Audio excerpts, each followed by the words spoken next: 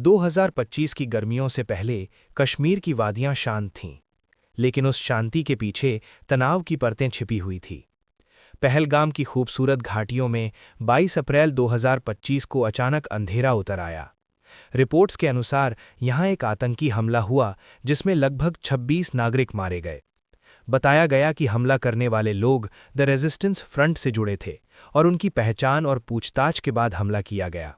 इस घटना ने पूरे देश को हिला दिया। हमले के बाद जांच एजेंसियां सक्रिय हो गईं। शुरुआती इनपुट में इस हमले के तार सीमा पार सक्रिय आतंकी नेटवर्क और लश्कर-ए-तैयबा से जोड़े गए। सुरक्षा एजेंसियों ने इसे केवल एक हमला नहीं बल्कि एक बड़े नेटवर्क की साजिश माना। अगले कुछ दिनों में कश्मीर से लेकर दिल्ली तक माहौल बेहद तनावपूर्ण हो गया। खुफिया एजेंसियों ने कई संदिग्ध ठिकानों की पहचान की और सैन्य स्तर पर रणनीति तैयार होने लगी।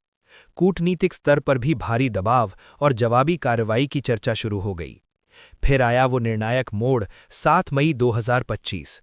रिपोर्ट्स के अनुसार भारत ने एक समन्वित सैन्य कार्रवाई की जिसे बाद में मीडिया में ऑपरेशन सिंदूर नाम से संदर्भित किया गया।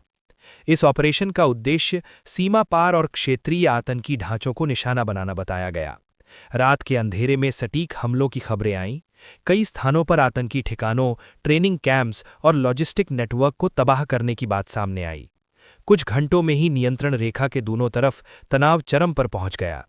जवाबी बयान, सैन्य अलर्ट और अंतर्राष्ट्रीय स्तर पर चिंता तेज हो गई। लेकिन भारत की तरफ से इसे एक सीमित और लक्षित कार्रवाई बताया गया, जिसका मकसद केवल आतंकवादी ढांचे को खत्म करना था। सुबह होते होते पूरी कहानी बदल चुकी थी। पहलगाम की खामोश घाटी से शुरू हुआ सिलसिला अब एक बड़े सैन्य और कूटनीतिक टकराव की कहानी बन चुका था। और इसी के साथ ये संदेश भी दुनिया तक पहुंचा कि अब हर हमले का जवाब सिर्फ शब्दों से नहीं बल्कि रणनीति और कार्रवाई से दिया जाएगा।